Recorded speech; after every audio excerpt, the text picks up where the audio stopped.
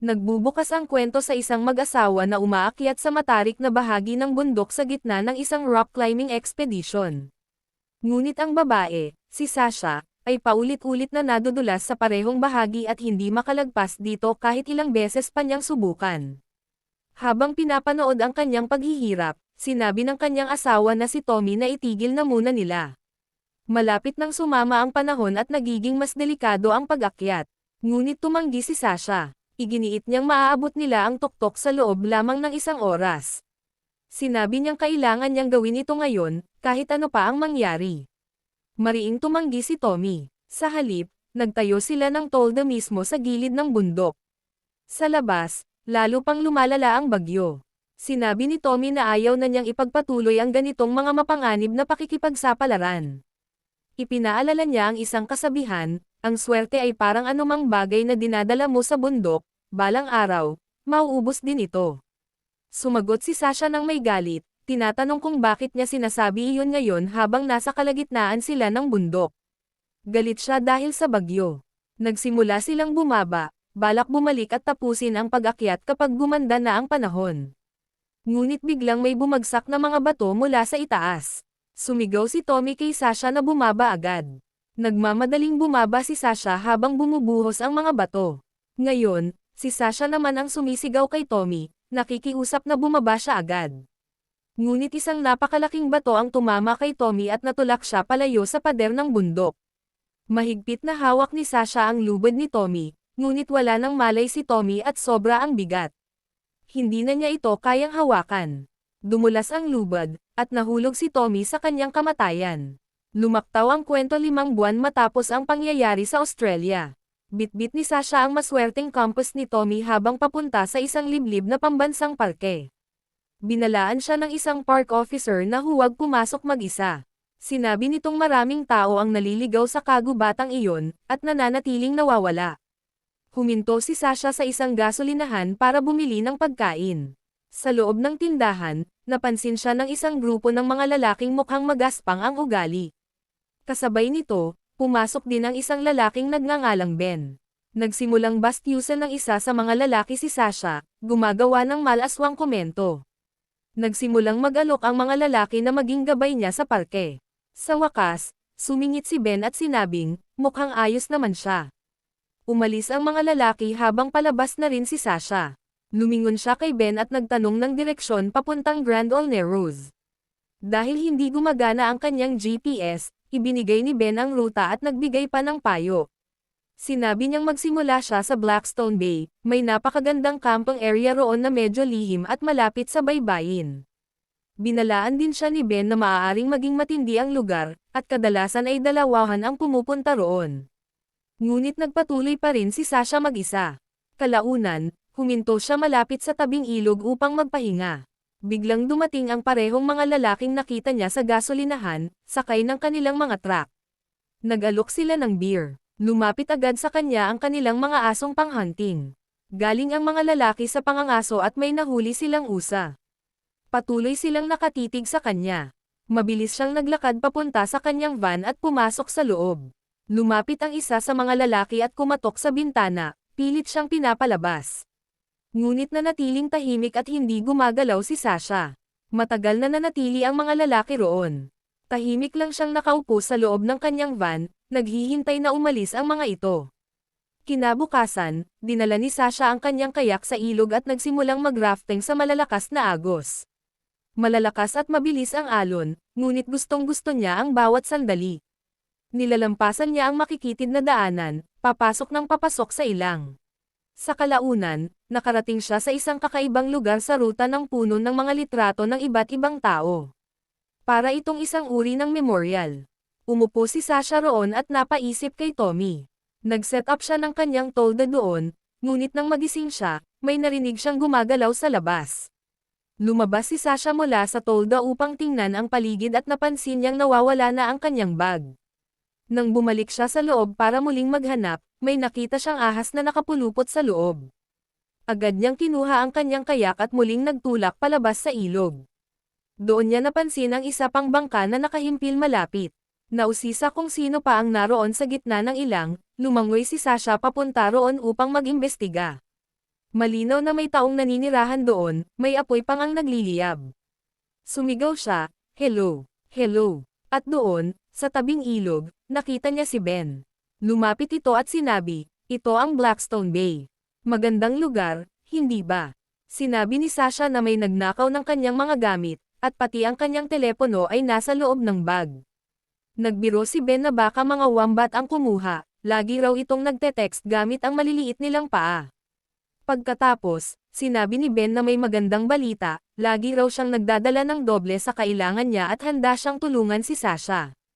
Pinilit niya itong manatili at kumain kasama siya. Gumagawa at nagbebenta siya ng beef jerky roon, iyon ding uri na natikman ni Sasha noong nakaraang gabi. Ipinangalan niya ang brand sa kanyang ina. Mayroon din siyang sariwang tubig na kinukuha direkta mula sa puno. Nag-alangan si Sasha sandali, pero uminom din siya.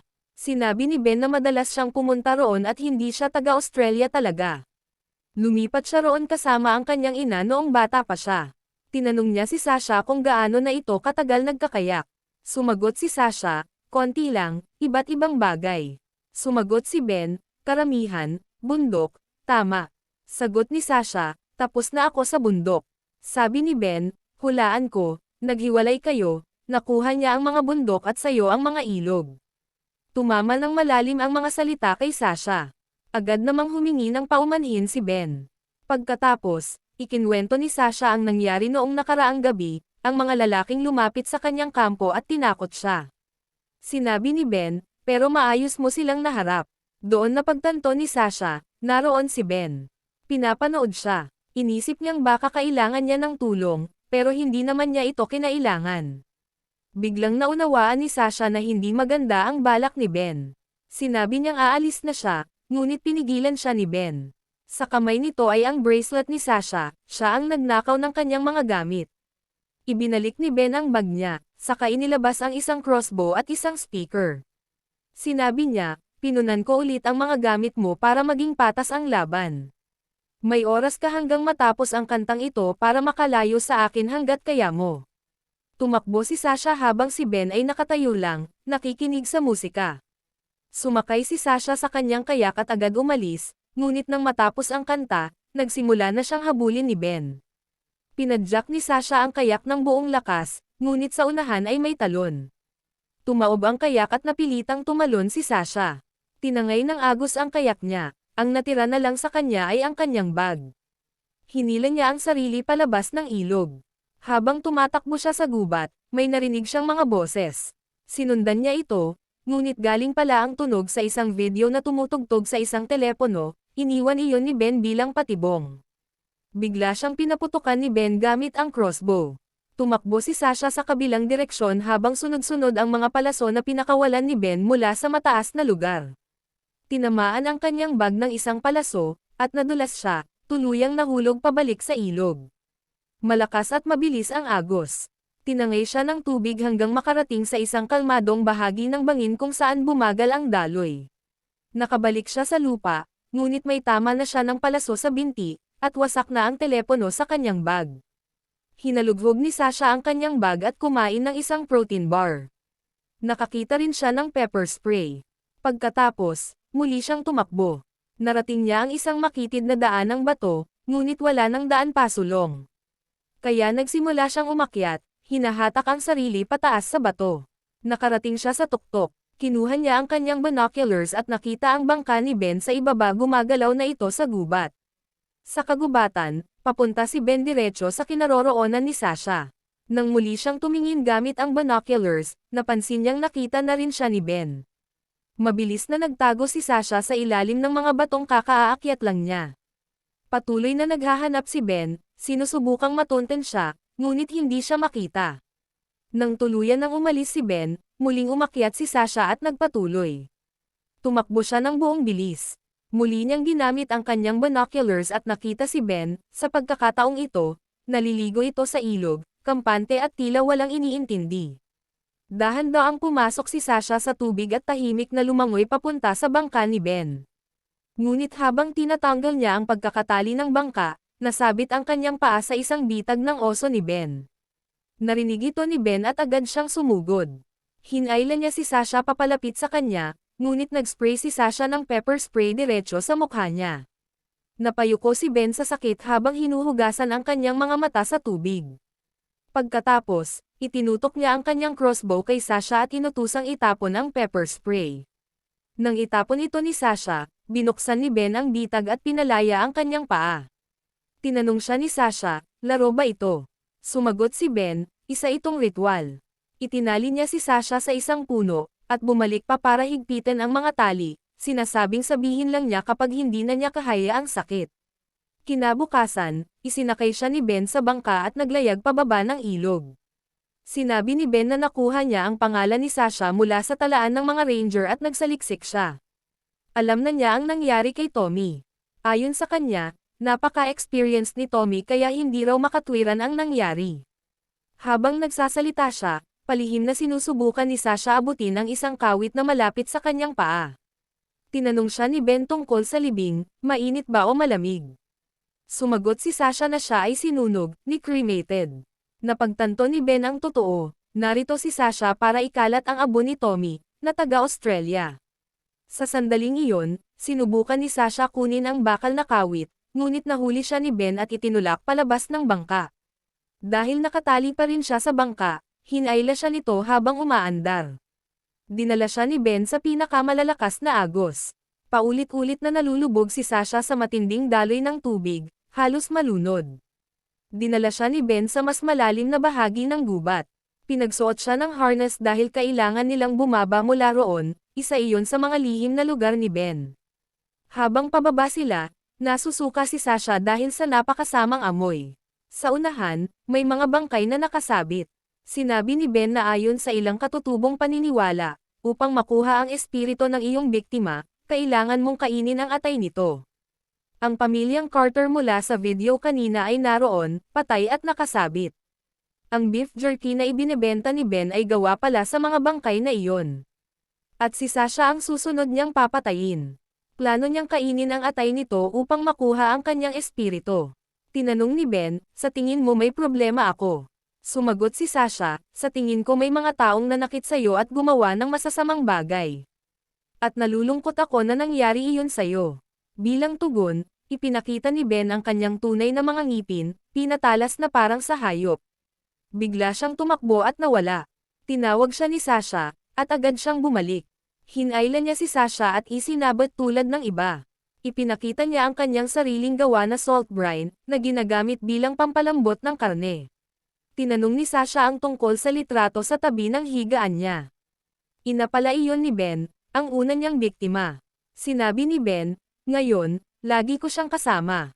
Ikaw rin, isasama kita. Biglang kinagat ni Sasha ng malakas ang tainga ni Ben. Naputol ang kawad na nakasabit sa kanya. Sinubukan niyang tumakas, ngunit tumalon si Ben sa tubig kasunod niya. Kinapit niya ang kawad at ikinabot ito sa sarili niyang harness. Magkasama silang nahulog pababa ng talon.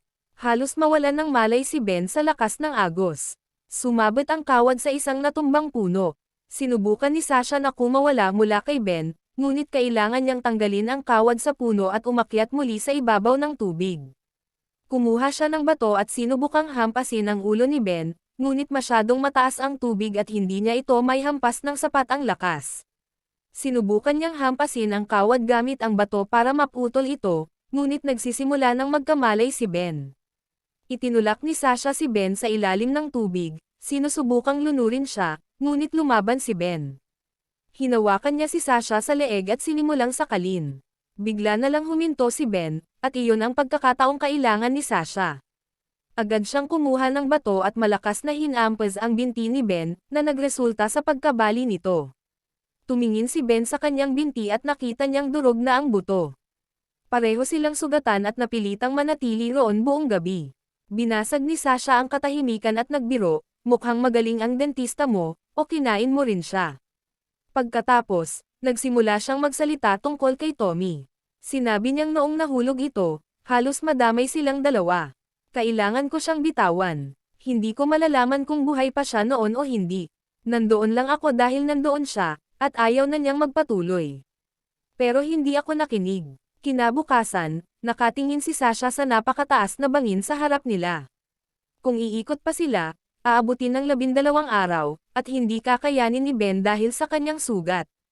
Kaya nagpa siya si Sasha na akyatan ang bangin, at kailangan nilang gawin ito ng magkasama, isang tandem climb. Sinabi niya kay Ben na tuturuan niya itong magtali ng buhol para makagawa ng suporta sa kanyang maayos na binti. Tinatawag itong diaper harness, at iyon lang ang paraan para makakyat si Ben. Kung hindi, mamamatay siya roon. Hiniling ni Sasha na tanggalin ang kanyang posas para matulungan siya. Pumayag si Ben, ngunit may kondisyon, kapag nakarating tayo sa taas, palalayain kita. Pero kapag sinubukan mong ihulog ako, hihilahin kita pababa. Ikinalabot niya ang sarili sa harness ni Sasha at binalaan siya na huwag itong galawin. Naunang umakyat si Sasha upang itali ang lubid sa bato para magamit ni Ben sa pag-akyat. Ngunit nang subukan niyang ayusin ang sarili niyang harness, hinila siya ni Ben pababa.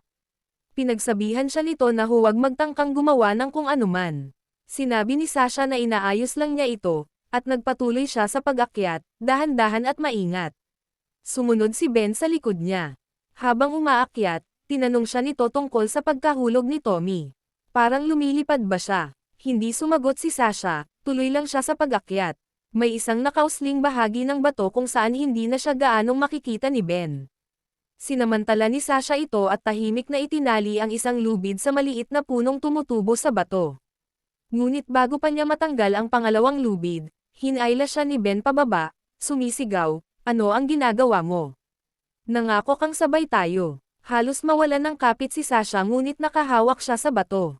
Habang mas lalong hinihila ni Ben, kumalas ang kanyang harness, malaya na siya. Agad niyang tinanggal ang lubid sa puno at hinayaan si Ben na mahulog pababa sa kanyang kamatayan. Ngunit hindi pa tapos ang laban. Kailangan niyang tapusin ang pag-akyat ng mag-isa, walang harness, walang kagamitan, wala. Hindi ito madali. Nadulas ang kanyang paa at muntik na siyang mahulog, nakasabit na lang sa kanyang mga kamay. Sa kabila ng lahat, ipinagpatuloy ni Sasha ang pag-akyat, nilalabanan ang bawat pulgada ng bato. Hindi siya sumuko, at ang determinasyong iyon ang nagdala sa kanya hanggang sa tuktok. Pagdating doon, bumagsak siya at sa wakas ay nakahinga ng maluwag. Tumayo siya at nagpatuloy sa paglalakad. Kinagabihan, may isang kotse na huminto sa tabi niya sa kalsada. Isinakay siya ng mga tao pabalik sa kanyang van. Diretso siyang nagmaneho papunta sa opisina ng Wildlife Sanctuary, kung saan nakapaskil pa rin ang mga larawan ng nawawalang pamilyang Carter. Sinabi niya, "Alam ko kung nasaan ang mga nawawalang taong ito." Narecover ng pulisya ang lahat ng bangkay. At dito na nagtatapos ang kwento ng pelikulang ito, at huwag niyo na rin kalimutan mag-like, comment at mag-subscribe upang patuloy kayong updated sa panibago nating upload.